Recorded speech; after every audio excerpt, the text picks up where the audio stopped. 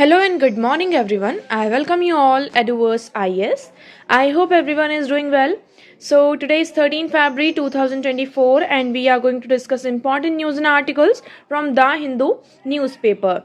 So let's see what important news we got today to discuss. But before starting the video, for PDF join Telegram channel Eduverse IS. Link आपको description box में provided है. Make sure video को and तक देखें so that सारी important news आपकी यहाँ पर कवर हो. तो चलिए स्टार्ट करते हैं और देखते हैं आज हमें क्या क्या डिस्कस करना है. Okay, so now the first article is 7 Indians who face death row in Qatar returns home. अब आप सभी को यहाँ पर बता दिया जाए कि कतर में क्या हुआ था. आपके जो 8 इंडियंस थे उनके ऊपर एलिगेशंस लगाए जा रहे थे कि वो क्या कर रहे हैं, इजराइल के लिए यहाँ पर कतर में रहकर स्पाई कर रहे हैं. ठीक है, इसी के चलते उन्हें कतर की जो कोर्ट है उनको क्या किया था, लाइफ इम्प्रिजनमेंट का यहाँ पर पनिशमेंट दिया था. बट उसके बाद फिर क्या हुआ, हमने थोड़ा सा बातचीत की, मतलब बातचीत नहीं कह सकते हैं, केस लड़ा, सारी चीजें की, जिसके कारण उनका जो डेथ सेंटेंस था उस पर यहाँ पर रोक लगती है पहले. और उसके बाद यहाँ पर पूरी इन्वेस्टिगेशन होने के बाद उन्होंने अपने आप को क्या कर दिया है, यहाँ पर सेफ यहाँ पे प्रूव कर दिया है कि उन्होंने कोई भी ऐसा काम नहीं किया है. तो इसी के चलते उन्हें जो यहाँ पर डेथ सेंटेंस प्रोवाइड की गई थी, अब वो डेथ सेंटेंस यहाँ पर खत्म कर दी गई है. और 8 इंडियंस में से जो 7 इंडियंस हैं वो अब क्या है, इंडिया वापस आ चुके हैं. अभी जो 1 इंडियन है उन्हें अभी भी फिर से मतलब कि वापस आना रह गया है. कुछ यहाँ पर क्लियरेंस वगैरह चीजें रह गई हैं जिसकी वजह से यहाँ पर उन्हें क्लियरेंस नहीं मिला है रिलीज आउट का, तो उस क्लियरेंस का वेट कर रहे हैं. बट जो हमारे 7 इंडियंस हैं वो अभी यहाँ पर क्या हो चुके हैं, बाहर आ चुके हैं, मतलब इंडिया में आ चुके हैं. So Indian officials escort from navy personals to New Delhi by passenger flight. 8 persons also released but awaits clearance. Prime Minister Modi to travel Qatar tomorrow after his UAE visit. अब पहले हम देखते हैं कतर की लोकेशन थोड़ी सी, उसके बाद क्योंकि कतर की जो लोकेशन है वो इंपॉर्टेंट हो जाती है. कल हमने एक आर्टिकल पढ़ा था, अगर आप लोगों को याद हो, हमने यूएई के बारे में यहाँ पर आर्टिकल पढ़ा था. वो आर्टिकल बहुत ही अच्छा आर्टिकल था. आपने अगर उस आर्टिकल को नहीं पढ़ा है तो प्लीज मेक श्योर आप उस आर्टिकल को जाकर जरूर पढ़िए. वो बहुत ही अच्छा आर्टिकल है. अब आप सभी को पता है कि यूएई में क्या होने वाला है, एक टेम्पल का इनॉग्रेशन होने वाला है. उस इनॉग्रेशन के लिए यहाँ पर जो हमारे प्राइम मिनिस्टर नरेंद्र मोदी जी हैं वो यूएई जाने वाले हैं. 13th and 14th को ये पूरा मतलब इनॉग्रेशन, ये सारी चीजें होंगी. और यूएई के बाद से हमारे जो प्राइम मिनिस्टर हैं वो कहाँ जाएंगे, आपके कतर में जाएंगे. सो देखिए, एक टाइम पर तो हमें ऐसा लगा था कि जो कतर और इंडिया के जो रिलेशन है इस टाइम पर बहुत ही ज्यादा यहाँ पर टेंटर हुक में हमें समझ में आ रहे थे कि मे बी यहाँ पे प्रॉब्लम हो सकती है, टग ऑफ वॉर जैसी सिचुएशन यहाँ पर हो सकती है.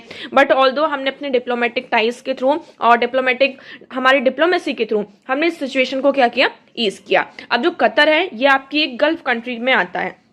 आप सभी को जैसे कि Turkey, Syria, Iraq, Iran, Jordan, Egypt, Saudi Arabia, Oman, Yemen, UAE and Qatar, Kuwait. तो ये जो कंट्रीज है ये हमारे लिए बहुत ज्यादा इंपॉर्टेंट है. एज वी ऑल नो, हमने कल भी ऐसे पढ़ा था कि ये कंट्रीज हमारे लिए इंपॉर्टेंट क्यों है. सबसे पहले यहाँ पर सिक्योरिटी का आ जाता है कि ये सिक्योरिटी पर्पज से हमारे लिए इंपॉर्टेंट है. सेकेंड हम बात करते हैं, इनसे हम क्या करते हैं, क्रूड ऑयल परचेस करते हैं. क्या करते हैं, क्रूड ऑयल परचेस करते हैं. तो क्रूड ऑयल परचेस करने का एक बहुत बड़ा सोर्स है ये हमारी गल्फ कंट्रीज. उसके बाद इन कंट्रीज के साथ हमारा जो ट्रेड है वो भी हमने कल देखा था, यूएई के साथ हमारा $85 बिलियन का ट्रेड है. ओके, और यूएई हमारा 3rd लार्जेस्ट ट्रेडिंग पार्टनर भी है. उसके बाद अगर हम यूएई की बात करते हैं कि यूएई तरफ से इंडिया के लिए क्या है, वो 2nd लार्जेस्ट ट्रेडिंग पार्टनर है. तो इस तरीके से ये हमारे लिए इंपॉर्टेंट, जितनी भी गल्फ कंट्रीज हैं ये हमारे लिए इंपॉर्टेंट हो जाती हैं. सेकेंड हमने यहाँ पर ये देखा, यहाँ पर हमारे रिलेशन स्ट्रांग होना क्यों जरूरी है, बिकॉज आप सभी को पता है कि पहले यहाँ पर क्या था, सिक्योरिटी प्रोवाइड करने का काम यूएसए का था. यूएसए ने यहाँ पर चार्ज एक तरीके से लेकर रखा था कि हम क्या करेंगे, यहाँ पर आपको सिक्योरिटी प्रोवाइड करेंगे. बट धीरे धीरे यूएस क्या कर रहा है, अपने आप को पुल आउट कर रहा है और उसका जो फोकस है यूएस का वो शिफ्ट हो रहा है. कहाँ, इंडियन ओशन रीजन में. वाई, क्योंकि वहां पर चाइना की प्रेजेंस ग्रो हो रही. लेकिन ड्यू टू दैट थिंग एक वॉइड सा क्रिएट हो रहा है और उस वॉइड को कौन फुलफिल कर रहा है, आपका चाइना फुलफिल कर रहा है. जैसे कि आप सभी को पता है कि सऊदी अरेबिया और इराक के बीच में यहाँ पर जो अभी एग्रीमेंट साइन हुआ तो उससे यहाँ पर किसने मेडिएट किया था, चाइना ने किया था. तो चाइना की जो प्रेजेंस है, और चाइना यहाँ पर बहुत सारी इसमें से कंट्रीज हैं जिसकी चाइना का जो बेल्ट एंड रोड इनिशिएटिव है है ना, उसमें इन्होंने पार्टिसिपेट किया है। तो चाइना धीरे धीरे क्या कर रहा है, इन कंट्रीज के साथ मिलकर मतलब अपना यहाँ पर जो कह सकते हैं हेजेमनी अपनी उसको यहाँ पे स्टैब्लिश करने की कोशिश कर रहा है, यहाँ पर रिलेशंस को बिल्ड करने की, कनेक्टिविटी को बिल्ड करने की कोशिश कर रहा है। सो इंडिया के लिए भी यहाँ पर इंपॉर्टेंट हो जाता है कि चाइना के आने से पहले इंडिया को इन कंट्रीज के साथ, ऑल्दो हमारे इन कंट्रीज के साथ रिलेशन बहुत अच्छे हैं, till we have to make a good relation with these countries. Okay, so I hope this one is clear to you. Now the next article is Tamil Nadu governor Ravi refuses to deliver customary address. अब देखिए यहाँ पर अगर आप सभी को याद हो, लास्ट ईयर की भी बात है कि लास्ट ईयर क्या हुआ था, जो तमिलनाडु के governor are N Ravi ji थे, उन्होंने जो आपका असेंबली होता है उसको एड्रेस किया था, लेकिन उस असेंबली में जो उनको स्पीच यहाँ पर रेडी करके दी गई थी, है ना, क्योंकि क्या होता है जो आपकी काउंसिल ऑफ मिनिस्टर होती है वो पूरी स्पीच को प्रिपेयर करती है। उस स्पीच में एक्चुअली होता ही है कि गवर्नमेंट की क्या क्या पॉलिसीज हैं, क्या क्या प्रोग्राम है, गवर्नमेंट ने अभी तक क्या क्या चीजें की हैं, तो वो सारे एक तरीके से आप कह सकते हैं यहाँ पे पूरे पॉजिटिव्स होते हैं, फैक्ट्स होते हैं गवर्नमेंट के बारे में। ओके, नाउ व्हाट इसमें अब क्या होता है कि लेकिन लास्ट ईयर क्या हुआ था, गवर्नर ने कुछ यहाँ पे पॉइंट्स को ओमिट कर दिया था, है ना, जो कुछ पैराग्राफ्स थे, सारी चीजें थी, तो उसको यहाँ पर उस स्पीच से, अपनी स्पीच से ओमिट कर दिया था, जिसके कारण बहुत बड़ा इशू हुआ था ना। इस साल फिर यहाँ पर इशू हो रहा है कि जो तमिलनाडु के गवर्नर है उन्होंने स्टार्टिंग का पैराग्राफ यहाँ पे रीड किया जो कि गवर्नमेंट के द्वारा यहाँ पर आपका प्रिपेयर किया गया था, बट उसके बाद जितना भी पूरा यहाँ पर स्पीच था उसको यहाँ पर छोड़ दिया, उसको एड्रेस ही नहीं किया, मतलब उसे बोला ही नहीं, और वो वहां से असेंबली से यहाँ पर चले गए, और जो बाकी का बचा था उसको फिर किसने यहाँ पर रीड किया, स्पीकर ने यहाँ पर रीड किया। नाउ क्वेश्चन इज दैट कि क्या गवर्नर ऐसा कर सकते हैं, तो गवर्नर देखिए यहाँ पर अगर गवर्नर की बात करते हैं, so the governor shall from time to time summon prorogue the house and dissolve the legislative assembly. Article 174 क्या कहता है कि गवर्नर के पास क्या पावर है कि गवर्नर टाइम टू टाइम यहाँ पर जो आपकी लेजिस्लेटिव असेंबली होती है उसको समन करेगी। नाउ आर्टिकल 75 की बात करते हैं और 76 मेन यहाँ पर आपका आ जाता है आर्टिकल 76। आपको ये याद रखना है, जैसे कि इंडिया की बात करते हैं, सो इंडिया में यहाँ पे हमने Westminster model of parliamentary democracy को अडॉप्ट किया है ना। The constituent assembly decided on May 18, 1949 to adopt this practice. हमारी जो कॉन्स्टिट्यूएंट असेंबली है उन्होंने डिसाइड किया कि हम Westminster model of parliamentary system को यहाँ पर अडॉप्ट करेंगे ना। अगर अब इसमें क्या होता है कि इसमें जो आपके प्रेसिडेंट होते हैं और गवर्नर, उन्हें जो हाउस होता है उसे एड्रेस करना होता है। सो आर्टिकल 87 बाय आर्टिकल 87 ये प्रेसिडेंट का है कि बाय आर्टिकल 87 प्रेसिडेंट के पास ही पावर है, प्रेसिडेंट को क्या करना होता है, पार्लियामेंट को आपका एड्रेस करना होता है। And article 176 requires the governor to make a special address at the first session of each year of every state legislative assembly. हर साल की जो पहली लेजिस्लेटिव असेंबली होती है उसमें आर्टिकल 176 ऑफ द कॉन्स्टिट्यूशन यहाँ पे गवर्नर को क्या करना होता है, first session of the assembly को एड्रेस करना होता है। बट अभी हम यहाँ पर देख रहे हैं या इस आर्टिकल को आप कैसे यहाँ पर लिंक कर सकते हैं, सेंटर स्टेट कन्फ्लिक्ट, है ना। यहाँ पर सेंटर और स्टेट के बीच में एक तरीके से हमें कन्फ्लिक्ट दिखाई दे रहा है, सेंटर स्टेट नहीं, इवन स्टेट टू स्टेट। जो अब देखिए एक क्या हो गई आपकी काउंसिल ऑफ मिनिस्टर है, काउंसिल ऑफ मिनिस्टर यहाँ पर इलेक्ट होकर आई है। गवर्नर की बात करते हैं तो गवर्नर को यहाँ पर क्या करते हैं, आपके जो प्रेसिडेंट होते हैं वो अपॉइंट करते हैं। तो इन दोनों पार्टीज के बीच में थोड़ा सा कन्फ्लिक्ट बना रहता है। इवन हमारे कॉन्स्टिट्यूशन में भी ऐसी कोई क्वालिफिकेशंस मेंशन नहीं है, लाइक ना तो कोई फिक्स टेन्योर है गवर्नर का, ना ही यहाँ पर प्रॉपर क्वालिफिकेशंस मेंशन की गई हैं, जिसकी वजह से हमें थोड़ा सा एक कन्फ्लिक्ट यहाँ पर अराइज होता हुआ नजर आता है। अब देखिए ये पूरा कहाँ जाएगा, वैसे ऑलरेडी हमने देखा कि लास्ट ईयर से वी आर सीइंग दैट कि सुप्रीम कोर्ट में पिटीशन जा रही है। आपका जो पंजाब स्टेट है उन्होंने भी सुप्रीम कोर्ट में पिटीशन फाइल की है गवर्नर के अगेंस्ट में, केरल ने भी की है, आंध्र प्रदेश ने भी की है। तो अभी देखिए ये जो इशू है वो आपका कंटिन्यूसली न्यूज में है, गवर्नर हमारे लिए इंपॉर्टेंट टॉपिक हो जाता है और आपको यहाँ पर ये याद रखना है। ओके, चलिए नाउ नेक्स्ट मूव करते हैं। So the next article is a global alliance to bridge the gender equity gap. अब देखिए वैसे इस आर्टिकल में ऐसा कुछ है नहीं, बस अगर आप इस आर्टिकल का जो मेन हेडिंग है उसको पढ़िए। ग्लोबल अलायंस है किसके लिए, जेंडर इक्विटी जो गैप है, इस गैप को ब्रिज करने के लिए we have made a global alliance. हमने एक ग्लोबल अलायंस बनाया है जिससे कि ये जो जेंडर इक्विटी गैप है उसको हम क्या कर सके, उसमें एक ब्रिज जो गैप है उसको फुलफिल कर सके। Now equality and inclusion are the cornerstones of India's development journey. आप देखिए, इंडिया की अगर हम बात करते हैं तो इंडिया में इक्वालिटी बहुत ही ज्यादा इंपॉर्टेंट एक पॉइंट आ जाता है, आप कह सकते हैं सब्जेक्ट आ जाता है, कुछ भी कह सकते हैं। ओके अगर इंडिया को एक डेवलपमेंट जर्नी की तरफ आगे बढ़ना है तो वहां पर क्या होना चाहिए, इक्वालिटी एंड इंक्लूजन। अब इस इक्वालिटी एंड इंक्लूजन का क्या मतलब है, आपने अगर ये दो वर्ड समझ लीजिए तो आपको ये जो पूरा आर्टिकल है वो क्लियर हो जाएगा। इक्वालिटी का मीनिंग होता है लाइक इंडिया की हम बात करते हैं, India is a diverse country. India एक कैसी कंट्री है आपकी, डाइवर्स कंट्री है। यहाँ पर डिफरेंट डिफरेंट आपको रिलीजियस लोग मिलेंगे, रिलीजन के लोग मिलेंगे, डिफरेंट कास्ट के लोग मिलेंगे, है ना, डिफरेंट एथनिसिटी और डिफरेंट कल्चर के लोग मिलेंगे। अब यहाँ पर हम इक्वालिटी की बात करते हैं लाइक इवन आप हिंदूज की बात करें, हिंदूज में आपका पूरा कास्ट सिस्टम चलता है। उस कास्ट सिस्टम में आपने देखा होगा लाइक आप ट्राइबल्स को भी यहाँ पर जो ट्राइब पीपल है उनको भी ऐड कर सकते हैं। तो दे आर पिछड़ा वर्ग, हम कह सकते हैं ना, ओबीसी है, जो अदर बैकवर्ड क्लासेस हैं, ये सारी चीजें आ जाती हैं। आपका पूरा कास्ट सिस्टम चलता है। उस कास्ट सिस्टम में क्या है कि जो आपके अपर क्लासेस हैं वो सारी अपॉर्चुनिटी को क्या करते हैं, यहाँ पर गेन कर लेते हैं, बट जो लोअर कास्ट होती हैं वो सारी अपॉर्चुनिटी से पीछे रह जाते हैं। तो इक्वालिटी का मतलब क्या है कि चाहे वो किसी भी रिलीजन से हो, किसी भी कास्ट से हो, किसी भी इथनिसिटी, कल्चर, किसी भी ट्राइबल ग्रुप से यहाँ पे बिलोंग कर रहा हो, सभी के लिए क्या है, आपकी इक्वालिटी का प्रोविजन है। सबसे पहला तो पॉइंट ये आ जाता है। इक्वालिटी के साथ आप सभी ने यहाँ पे इक्विटी का भी प्रोविजन सुना होगा। इक्विटी क्या होती है, इक्विटी मतलब क्या होता है, जिसकी फॉर एग्जांपल हमने सबको इक्वालिटी तो दे दी, सबको सेम अपॉर्चुनिटी प्रोवाइड कर दी कि हाँ आपको for example this is a job, ये XYZ जॉब है, अब इस जॉब के लिए यहाँ पर कोई भी अप्लाई कर सकता है। बट व्हाट हैपेंस समटाइम्स कि कुछ लोग इतने ज्यादा पिछड़े हुए हैं कि उनको इस चीज के बारे में अवेयरनेस ही नहीं है।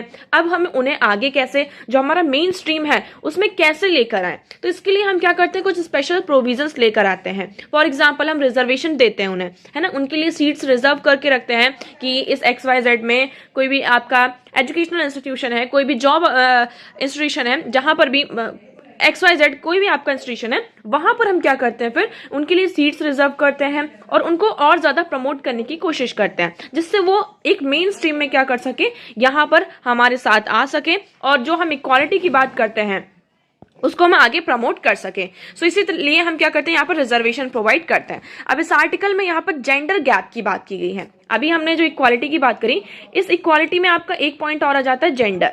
जेंडर के बेसिस पर भी क्या होता है, आपका बहुत ज्यादा डिस्क्रिमिनेशन होता है। स्पेशली हम देखेंगे ये मैन है, विमेन है, दोनों काम एक जैसा कर रहे हैं, बट क्या होता है, जो मैन को, आपको आदमी को जो वेज मिलता है ना, आप सैलरी मिलती है, वेज मिलता है, वो वुमेन के कंपैरिजन में ज्यादा होता है, हाई होता है। सो दिस इज आपका क्या है, जेंडर इक्विटी गैप। सो अभी आप सभी को पता है कि इंडिया में हमने क्या किया था, G20 की प्रेसिडेंसी थी। इसमें हमने मेन जो हमारे centre focus by prioritising inclusion at the centre of focus area such as socio economic empowerment, bridging the digital divide, driving climate action, ensuring food security, nutrition, health and well-being among others.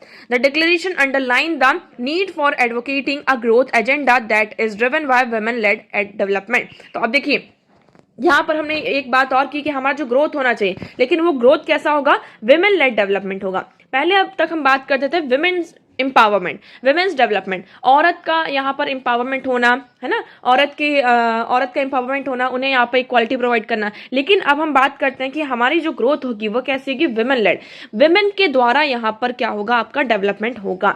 So at the world economic forum in January this year, इस साल की जनवरी में world economic forum में India took the mission for gender equity.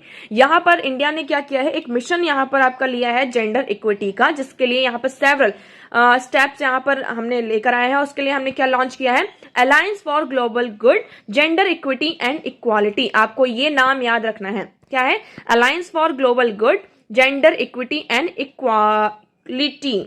Okay ये हमारा एक पहला कह सकते हैं स्टेप है जिसमें हम जेंडर इक्विटी की तरफ आगे बढ़ रहे हैं। This is a multi stakeholder initiative. इसमें मल्टी स्टेक होल्डर्स होंगे, ये नहीं कि सिर्फ इंडिया ने लॉन्च किया है सो इंडिया के होंगे, नो, ये आपका मल्टी स्टेक होल्डर्स है। ओके सो इसमें हमारा मेन फोकस क्या है कि हमारे जो सोशियो इकोनॉमिक कॉजेस हैं जिसकी वजह से इसमें ग्लोबल इम्पैक्ट हमें देखने को मिल रहा है। With the alliance India has manage to transition off to buzzwords equity and equality. अब इस अलायंस के कारण हमारे जो दो आपके मेन वर्ड्स हैं equity and equality, the working agenda of the stakeholders around the world. अब इन दो वर्ड्स को लेकर हम क्या करेंगे, पूरे वर्ल्ड में आपके जितने भी स्टेक होल्डर्स हैं वो काम करेंगे ना। उसी के चलते आप देखेंगे अब हमने ये अलायंस तो बना लिया, लेकिन हमने इसके चलते काम क्या किया, जैसे कि आपका क्या है विमेंस रिजर्वेशन बिल हमने लास्ट ईयर पास किया।